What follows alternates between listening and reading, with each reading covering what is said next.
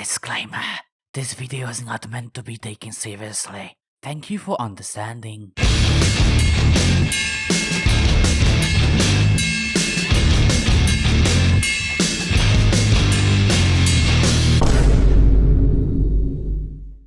Oh wow, we got two mom boss fights in the same DLC. You couldn't forgive the copy and pasting devs, huh? Enough assholing around, let's talk serious shit. This is probably the most conclusive ending we could have ever gotten from this game. From a boss fight in hell, going up against the 4 Harbingers and the beast herself, with atmospheric music blasting in the player's ears. That is an ending, ladies and gentlemen. And the final cutscene is heartwarming. It doesn't provide Isaac with a happier ending, but we can still imagine that he has one.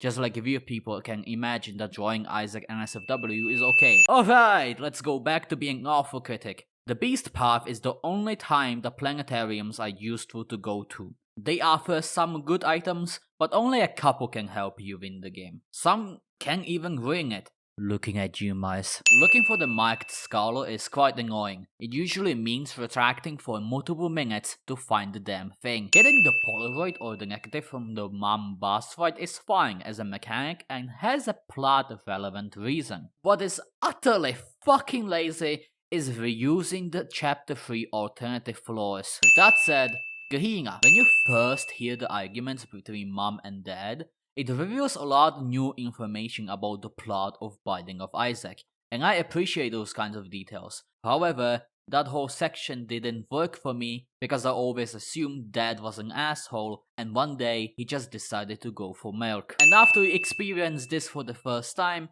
it does not have the same effect as the first time you went through this section. This is an issue with every roguelike that tries to incorporate story into its gameplay. But it's still a problem, so fuck you. I would also like to talk about the tainted enemies in the Ascent path. There are tougher versions of existing enemies and you know what? It works! They have a lot of health and difficult attack patterns that can kick your butt if you decide to fuck with them. That is finally a way to challenge the player if they decide to go the harder path. So here's a thing to the Isaac developers of the past for being so goddamn fucking lazy with the Void. The home floor is chilling when you visit it for the first time, and it retains its atmosphere later on. It also provides a lot of environmental storytelling, with the walls broken down and the giant carpet in the living room. However, what amazes me is that even though the Moria family seems to be poor as fuck, Mom can still apparently afford an almost royal looking bedroom. I would expect the room to be more polished and clean than Isaac's, but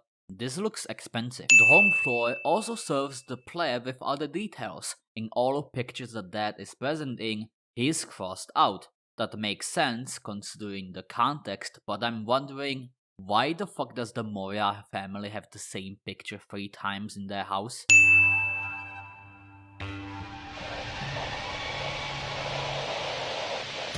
So, Mom watches Bardila's heads talking about how the blood of Jesus can cleanse us. Wouldn't she find the heads to be a thing created by the Isaac NSFW community? Oh, this is epic. There are no other words to describe this. The music, the design of the boss, and even this mother turns into a puppy! Ah! Dogma is such a good boss. It would be pointless to make a separate Isaac Sins video on him. So let me critique him now. Once you know his attacks, he is pretty darn easy. A shame that both Ultra Famine and Ultra Pestilence use flies in one of the attacks. Couldn't forgive the copy and pasting devs, huh? But let me stop for just a second here and just fucking compliment the music here. Especially for Ultra War and Ultra Death. Ultra War provides the powerful sound of war drums that lets players know they are fighting a real son of a bitch.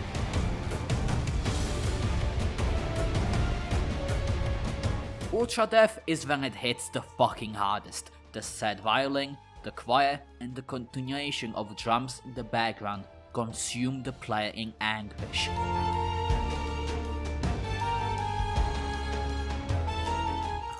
The music is so fucking good! You know what? Fuck it! Sing out for this masterpiece! Fuck! And it's at this moment when the piece actually shows up that the fight is the most boring. A chill was going down my spine at Ultra Death, but now I don't want to get this done with. Like, come on. There were 5 other boss fights before this one that were much more fun. Oh yeah, and Beastia also exists. Yeah, let's hold a minute of silence for the horny fucks that unironically installed this mod. Did you know that Beast has 3 phases, not 2? Yeah, the second phase before the first one lasts between 50% and 33% of the Beast's health. And it's almost no different from the first one! Why the fuck is it there? If you use Blood Rites, it will damage the Beast if she's in the background. And if you throw a golden troll bomb at the Beast, the bomb will rapidly explode inside her and give you an easy kill. At least you can end the boring fight quickly. The unlocks after defeating Beast are pretty good and don't necessarily include all 4 items. However, there are still 3 items that I find kind of insulting after going through 2 bosses and 4 mini bosses. So, 3 sins.